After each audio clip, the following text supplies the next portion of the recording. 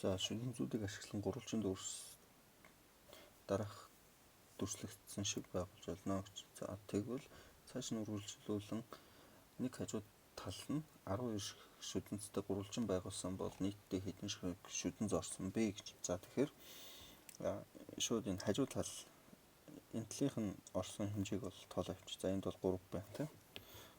3 байна. За энэ тал маань 12 болтол ийм байдлаар бол өрөх юм байна. За тэгэх юм бол нийтдээ энд хэдэн шүдэн зорсон бэ гэдгийг нь тоолох юм. За тэгэхээр эхлээд шууд хэдэн гурвалжин байна бэ гэдгийг нь шууд тоолоо авчи.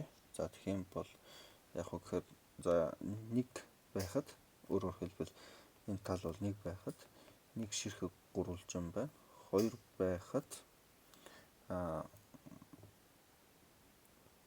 3 ширхэг гурвалжнаар бол үсгэгдэнэ гэсэн үг. За өөрөөр хэлбэл энэ гурвалжнаар үсчих юм ба шууд энэ дүрс маань үсчих учраас 3 ширхэг гурвалжин гэж тоолчих. За дараа нь болохоор 3 байхад бол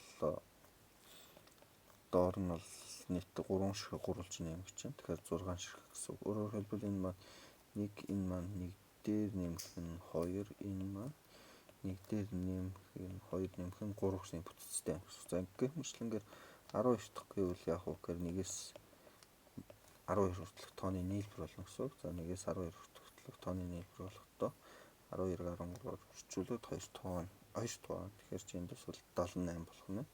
Тэгээд 78 ширхэг бол яг ийм гурвалжингууд байгаа гэсэн үг. За тэгээ нэг гурвалжинд бол 3 ширхэг шүдэн зорсон. Тэгэхээр 78 3-аар үржиж юм бол 234 ширхэг одоо шүдэн зорох нэ.